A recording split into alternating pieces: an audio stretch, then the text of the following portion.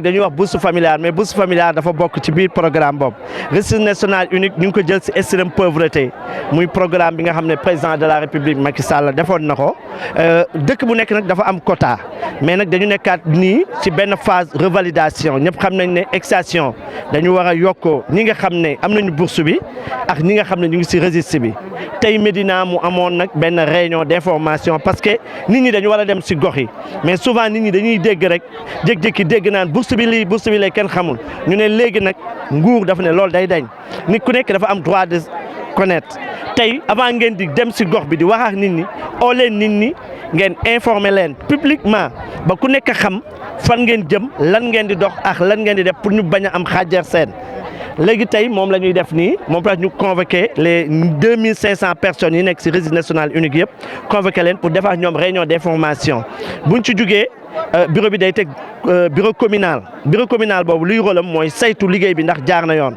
ñooñu bu ñu jugee ci loolu nag ñu def bureau local yooyu nag dañuy dem ci 31 zones du ñu wax ndax maintenant 14 quartiers la mais 14 quartiers dañ ko diviser par 31 yooyu nag dañ ciy dem muy am assemblée générale de quartier comme lii nga gis nii tey dañ koy defaat tamit ci gox yi quartier boobu nag dinañ jël nit ñi nga xam ne ñu ngi ci registre bi dañ ne ñun Médina mënuguñu jël parce que registre ñun dañu atteindre suñu objectif mais dafa am ñu toxu dootuñu doomu Médina te doomu Médina yee ngi fi. programme bi dafa ñëwaat ñu war a revalider waat ñi nga xamante ni ñoo nekk ci registre ci RNU bi mooy registre national unique bi ñooñu nag la ñu woo pour xamal leen ni leen que ni au niveau de Dakar dañu war a revalider mooy ñu xoolaat fichier bi xool ñi nga xamante ni seen doole seen loxo jot na léegi seen ginnaaw ñu mën leen génne ñeneen ñu dugg ñi nga xamante ni dañu toxu ñu mën leen a génne ñeneen dugg yóbbu leen ci fi nga xamante ni foofu la ñu war a dem loolu nag il faut que ñëpp xam ko population bi yëpp yëg ni que revalidation boobu ñëw na muy benn ñaareel bi mooy que ni dafa am comité communal bu ñu teg boo xamante ni maire da koy teg bu ko tegee ba pare ñu teg nag comité de quartier yi bu ñu tegee comité de quartier yi ci biir comité de quartier yooyu ci la ñuy seet ci quartier bi ñi nga xamante ni dëkkatuñ fi ñu remplacer leen ñi nga xamante ni seen loxo jot na seen ginnaaw ñu remplacer leen loolu mooy revalidation bi quartier par quartier. affaire bi dafa. loolu kii ciblage bi nag yoruma fii nii sama kii mi ngi fële mais au niveau de la Médina RNU bi dem na ci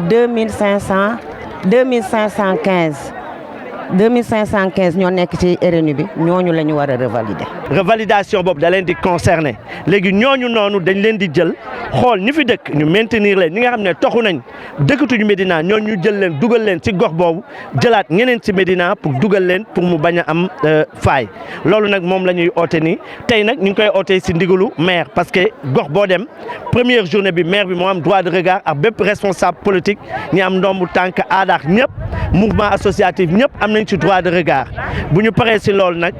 mu def nag gox bi délégué de quartier yi ñoom ñooy doon président comité yi comité bu ñu dem délégué de quartier bi mooy yor mbir mi bu ñu paree ci foofu nag ci la ñuy jébbal kayit yi waat commune bi comité communal ñoom ñooy saytu xool ndax liggéey bii ñu dénkaane woon ci gox bi jaar na yoon ñu valider ko bu baaxul dem fu am contestation comme man mën naa dëkk jekkoo ma gis nii doxalee jekkoo neexuma yoon may na ko nga def plainte comité communal bi jël kayitu jekkoo yooyu ñoom assiégé ko toog ñu réglé ko ba yow mi defoon sa plainte ñu xool ndax yow mi war nga dugg wala waroo dugg wala lan moo tax ñu génne loolu moo indi rôle comité communal bi buñ ci jugee nag si la ñuy doog nag bu demee nag ba ñu signé xëy na maire signé ko wala maire ki mu ko mandaté mais ñun fii maire mosu ko yor daf ko daan mandaté benn nit rek moo daan gérer loolu kooku bu ko signé nag si lañ koy del doog ko yóbbu nag si sous préfet de Dakar Djibi Diallo ñoom it ñu signé ko ñu doog ko yóbbu développement ñooñu ñoom ñooy valable fi mu ne nag identification pour seet ñii fi toog ñii ñëpp war nañu seet fan lañ dëkk lan la ñuy dox ndax ñi ngi Médina ñi ngi fi yeewoo waaw wala déet ak ndax ñi ngi fi parce que am na ñu yàlla weddi ñu génn àdduna ak yooyu yëpp te yooyu yëpp dañ ko war a réformer tey daal loolu mooy daje bi. mbir mi li ko tax a jóg du ñuy am dara ñu ko taxul ñi nga xam ni métti na ci ñoom li ko tax a jóg mooy ménage yi nga xam ni diis na ci ñoom kon bokk ñu gën a yaatal fexe bañ a dajale bourse yi ci benn kër tasaare ko pour ku ne mën cee jot ñaan naa leen ko boo demee ba jëmmi jamono yàlla def lay xéewal war ngaa mën a bàyyi ki nga xam ne xéewal yi egg seegul ci moom. boo jëlee lépp day mujj a métti ku toog ci lépp rek ñu toog ci sa kaw kon may dellu ñaan ñu yaatal xol yi xam ne ni ko Mambay waxee man mosuma xam ku bokk ak ku bokkul wante comme que plainte yi dafa bari kalaame yi dafa bari bii moom quartier bu ne maa koy valider muy doog a jàll. bii moom ku dëkkul Médina yéene naa la ci waaye nga jéggal ma dootoo fi mën a bindoo da ngay bindu ca quartier ba nga dëkk ndax la ngay dàqi kéwél mu jëm àll nga dàq ko mu jëm ci biir kër gi. kon bi ci njëkk mooy ñi nekk ci fichier bi te dëkkuñu Médina dinaa taxaw ñu génne leen ñi nga xam ne ñu ngi ko daan am te waruñu ko am dinañ ci génn. bu ñu xoolee événement tey ji dafa dugg ci cadre revalidation ak extension boo déggee revalidation mooy liste yi nga xamante ne andi nañ ko woon dans le cadre du RNU andi ko fii ci Médina liste yooyu la ñuy bëgg a xool ba xam ndax toujours dañ koy maintenir wala dafa am ñuy dugg wala dafa am ñuy génn c'est pas dit que ne tey dañoo ñëw pour génne wala dañoo ñëw pour dugg mu am leneen loo xamante ne amaat na ci ndax c'est un programme national boo xamante ne état du Sénégal moo ko teg nga xamante ne dañuy def extension RNU mooy dañ koy yokkaat dafa nekk kon à hauteur de 500 quelques mille ménages léegi président ne nañ ko yokk à 1 million de ménages yokk boobu nag malheureusement au niveau du département de Dakar amul ci yokk bi parce que Dakar a atteint son quota bi nga xamante ne moom la waroon a am du coup Dakar bu ñu fi ñëwee dans le département dañuy nekk ci revalidation mooy li ma la wax léegi xool ba xam ndax dañuy maintenir liste yi wala dañuy defaraat liste yi mais tey rencontre tey bi duggul ci cadre boobu directement génne wala dugg rencontre tey bi comme dañoo nekk ci démarrage des activités de la revalidation et l'extension moo tax dañuy def benn rencontre d'information xamal la population que ne activités yi kat commencé na mi ngi wàcc te day dem ba au niveau quartier bu àggee au niveau quartier nga xamante ne foofu les comités de quartier ñoom ñooy responsable ci li nga xamante ne mooy dañuy valider wala dañuy revalider wala dañuy dindi wala dañuy génn. yàgg a toog di xaar te gisuñu dara dinañ ci dugg na am transparence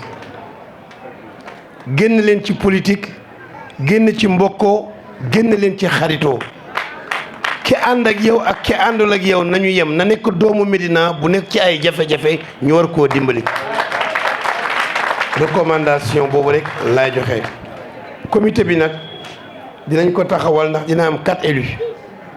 parce que intercommission sociale la ak finance donc Victorine ak Ñoxor woo naa Victorine sax pour mu dabee après moom Ñoxor ci adjoint maire yi dinañ ci nekk ci commission yi tamit intercommission boobu la. finance pas fay ak Marème Diallo social muy 4 élus yi représentant bàjjen gox yi ak représentant délégué de quartier yi dinañ ci dugg muy 6 ñaari agent ki yor action sociale ci mairie bi ak service informatique dinañ ci dugg muy 8 ak APDC bi muy Mambay ak Ndey Binta bu ñu amee beneen personne ressource boo xam ni bu ci duggee xëy na dina ci yokk xam-xam wala doole wala transparence bu ñu jugé nécessaire dinañ ko ci dugal lenn kese laa ci jublu mooy ëllëg bu ñu kenn jëm. les délégués de quartier d'habitude bu ñu ko mosaan def bourse familiale yi ci délégué de quartier la ñuy dem xamal leen que ne mu bourse familiale yi dañ koy joxe d'ailleurs dañu daan jox les délégués de quartier ñoo doon choisir ñi nga xam ne dañuy waroon bopp les nécessités yi nga xam ne ñoo waroon bokk ci biir bourse familiale. seen rôle donc mooy yéen de choisir. suñu rôle mooy choisir au départ bi ñuy jël bourse familiale au départ c'était choix de choisir en tant que délégué de quartier nga choisir les nécessités yi nga xam ne ñoo dëkk ci quartier bi nga wone leen gars yi jël leen intégrer leen di leen di fay bourse familiale chaque 3 mois ñu fay leen 25 000 francs voilà. loolu mooy prix bi 25 000. 25 000 francs la ñuy fay chaque 3 mois waa Ève y compris waa Ève ñoo leen doon fay mais finalement après augmenté woon nañu ba fay ci 50 000 francs 50 000 francs. de fur et à mesure at yi di dem dañuy gën a yokk prix. waaw enfin mi ngi gën a yokku daal mi ngi gën a yokku. voilà ñu ngi gën a yokku vraiment ñun daal suñu rôle daal comme délégué de quartier daal ñu ngi def suñu kéemtalaay kattan di def liggéey bi nu mu muccee ayib nu mu gën a sellee comme dañu sas loo xam ne mooy yéem leen ngeen seet les nécessités yi nga xam ne ñoo ko yeyoo ñu dem seet leen sur le terrain indi leen daal leen choisir mettre leen en kii comme ça gars yi jël leen. macha allah gis nañu mbooloo bi yëpp ñi fi ñëw yëpp est-ce que yomb na c'est facile. yombul nag parce que y a un monde de fou